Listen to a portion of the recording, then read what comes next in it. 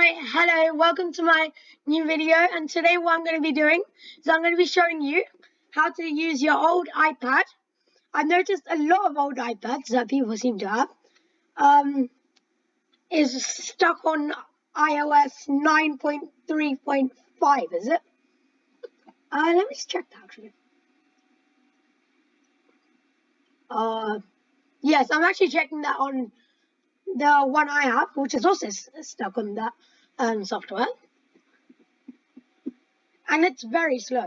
It's an iPad mini first generation, so the home button and stuff, and the Wi-Fi speed is all fine, but when it comes to loading updates, well, it doesn't even update any apps, to be honest. And the only games that I've successfully been able to play without any lagginess to a level is probably Clash of Clans. That actually works quite well. Extreme car racing, no, not racing. It's an extreme car simulator. Lots of people seem to have it. And Happy Wheels, actually. In fact, I don't even know I still had this iPad until like a month ago, actually. And I realized what the problem was. So yeah. Firstly, what we're going to do is I'm going to teach you a really cool trick. Right, so everyone in my family, except for me, has an iPhone. So, and one of them, my sister's, is connected to my Apple ID. The same on this old iPad. This iPad doesn't download anything. But, luckily, the steps are right here, by the way. I'm highlighting them right now. But luckily, I found a way to do it. So I'm going to show you that to start off, and you'll see why. So basically, on the newer device, my sister has an iPhone XR.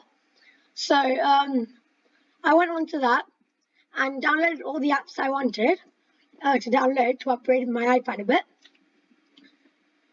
And then I actually had a look at some newer apps, and I tried it, like some really new apps, but some don't work. So this method isn't perfect, but it's better than nothing. So let's get to it. Anyway, on the newer device, just go to your app store and download all the apps you need. Now go on your old iPad, the old 9.3.5 iOS iPad, and when you go onto the app store, there should be a section on like the bottom menu.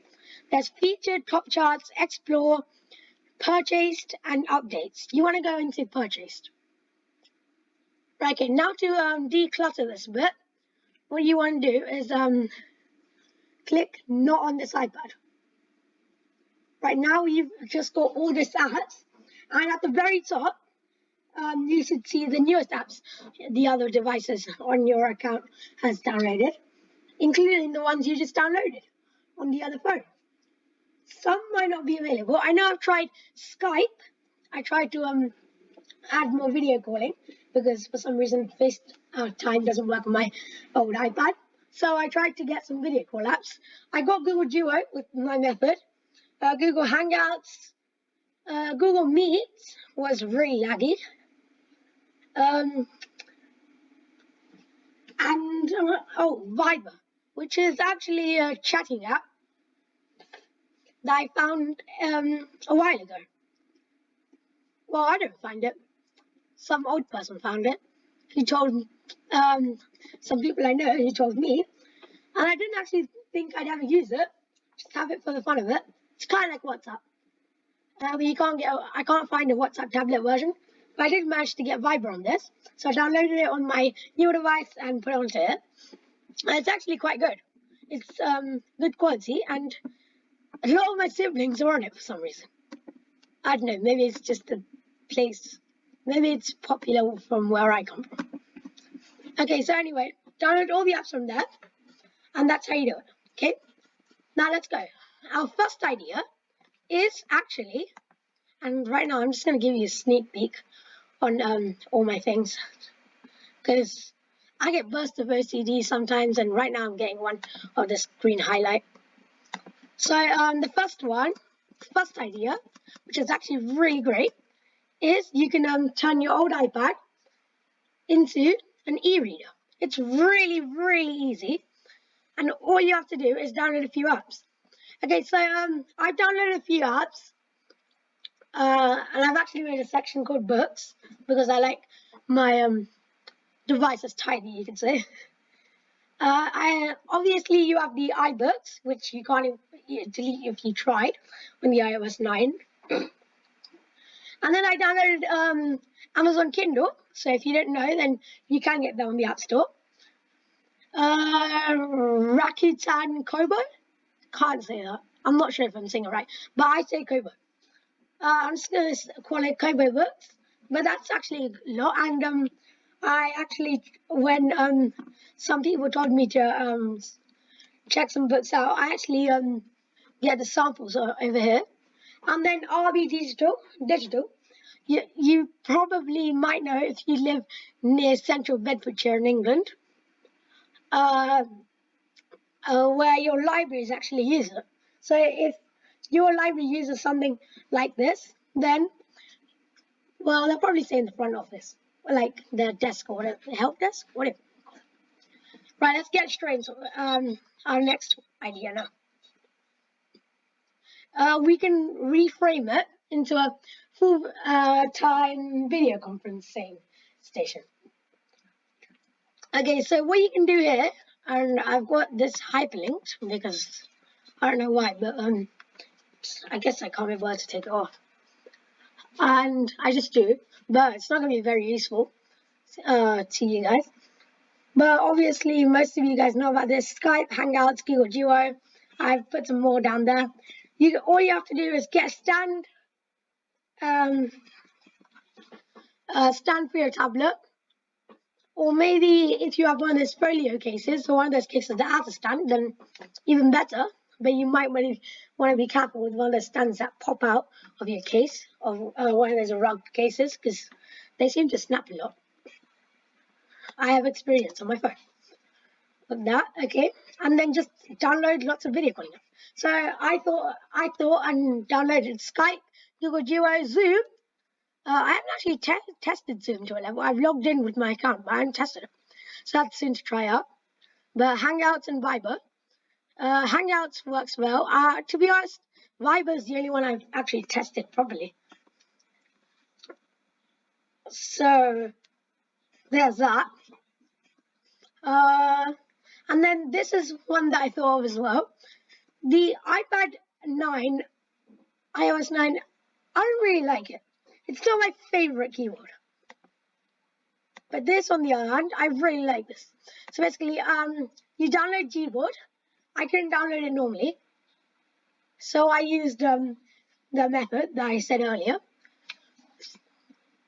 And once you do that, once you download it, you can set it up. It's really easy to set up. And, well, you can customize it, so it's actually fun. Yeah, right now I have like a wallpaper put inside my keyboard that matches with my wallpaper on my iPad. Okay, so anyway, next one. We can make an alarm. There's lots of apps for this. I saw Relax Melodies. I'll be honest. I saw some of the I saw Relax Melodies online, and some of these apps, and I'll say when I saw it online. In fact, I saw it in lots of places, but I saw Relax Melodies somewhere, and it seems like a really good app. Obviously, downloading it at your own risk because it's third party. It's all of these apps here are on the App Store. I didn't try Relax Melodies because, well, the older your iOS is, the more open holes there are for security, which means hackers can come in, and I like my life normal. Also, if you're just going to stick with the normal iOS, if you're going to stick with the normal iOS 9 or clock app from Apple, that's fine. And if you should probably have the Apple Music app. you can just, if you have any music from iTunes Music, you can actually select that as your ringtone for your alarms, which is quite cool. At the moment, because of home learning and stuff, because of lockdown, what I'm doing is using alarms, and I actually have one to wake up because teachers aren't always very early, but sometimes they're very, very early. It's not fun when you're late, especially when everyone else seems to be early. That or my clock's wrong. Okay, anyway, getting back to it, transforming it into a desk calendar. I'd use Google Calendar if I was you. Just put it onto landscape, put it on the stand, and done. Right, another one I saw but I didn't put on here, I saw it in lots of apps actually, is actually putting your iPad on a stand and then in the kitchen, or mounting it and then putting it in the kitchen. And that seems like a great idea to me, except I don't work in the kitchen, so I guess I didn't look at it too much. That's an idea for you. Just search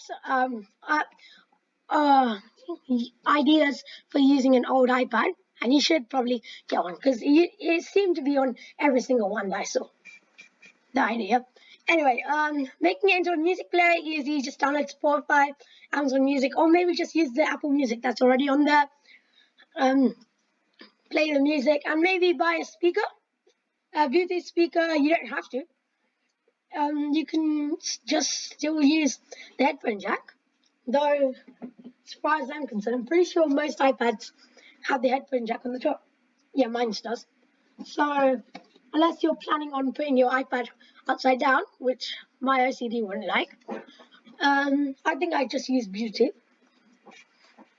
I probably wouldn't spend too much money on it, seeing as that it's not exactly important to me, but if it's Bluetooth, I might just use one of the ones I have, which is what I've been doing for like a few days. Okay, making a slideshow, it's making a photo show frame thing. It's an electronic frame thing. I've seen lots of things do it, but I was actually kicking myself for not thinking of it myself when I saw it online, this idea online, which is just,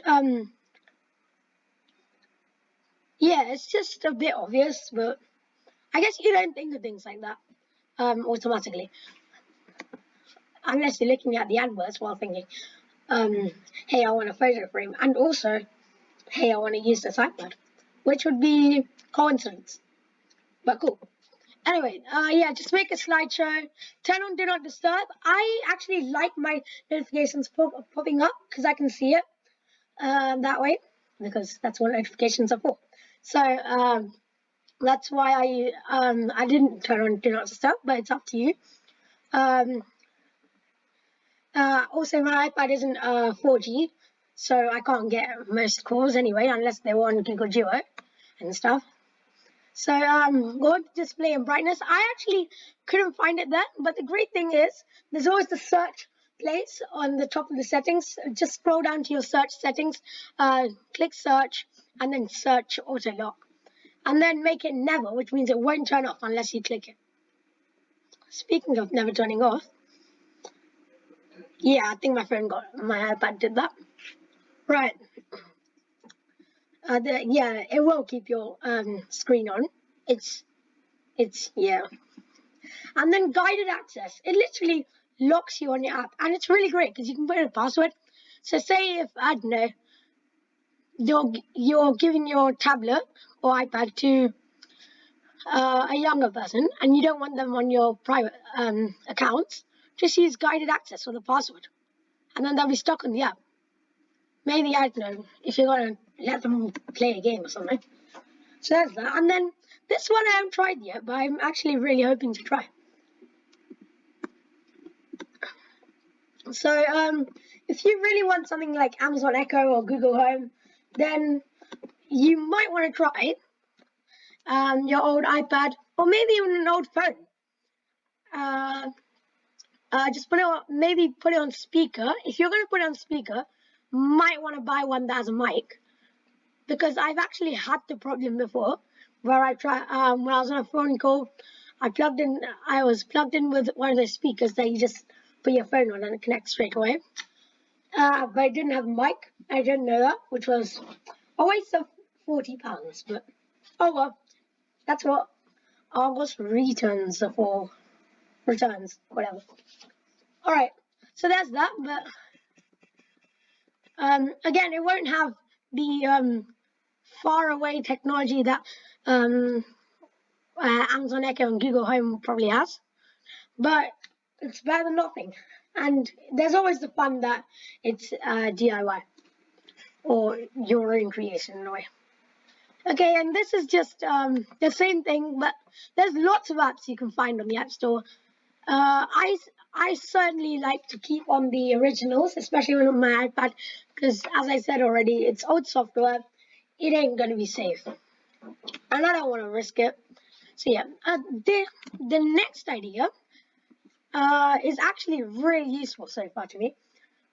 What I've been doing is using my iPad literally right in front of my laptop's touchpad, and I can type as my teacher moans on about whatever he's teaching.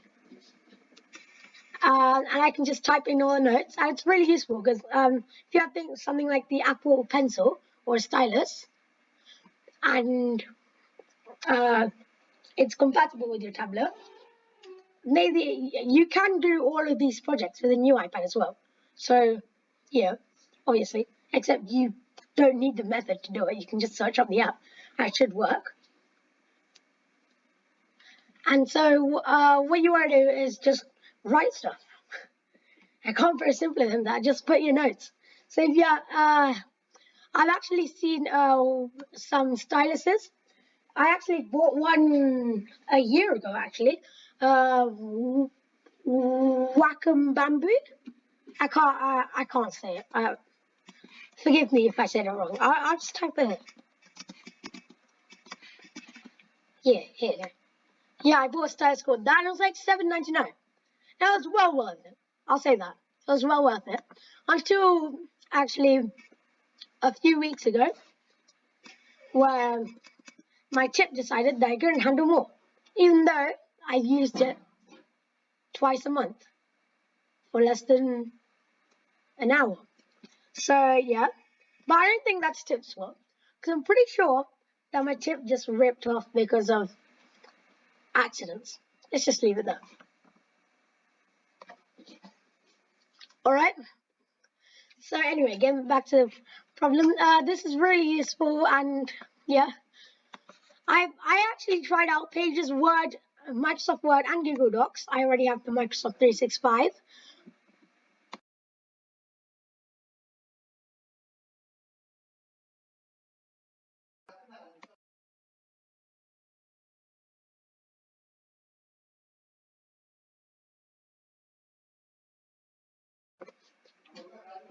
Alright, carrying on. Something wrong with my mic. I think I clicked the wrong button.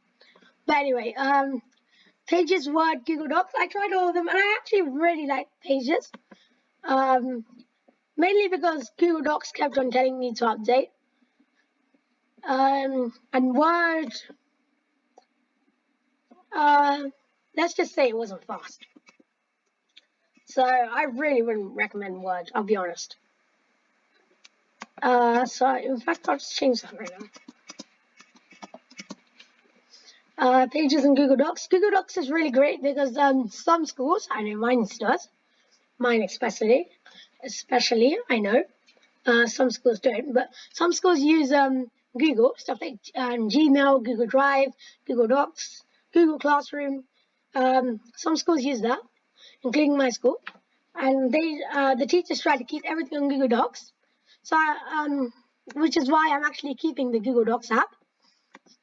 Just so if I wrote something on my laptop, or I want to move something from my laptop and use on Pages, then it's actually a really easy process. Just, select, hold on the thing, select all, copy, and then paste it into Pages. Once you're done, select all, copy, and put it back in the Google Doc.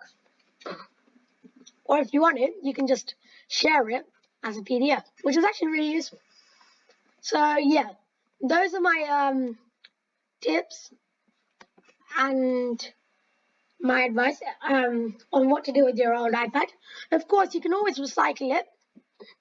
If you're angry at someone and you're thinking of ways, I suggest not smashing it with a hammer, but try with this.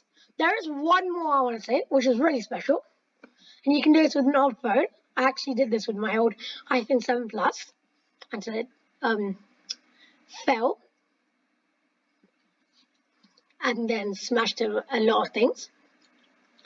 So I was doing this on my iPad, but I just can't be bothered. I use it for too many things.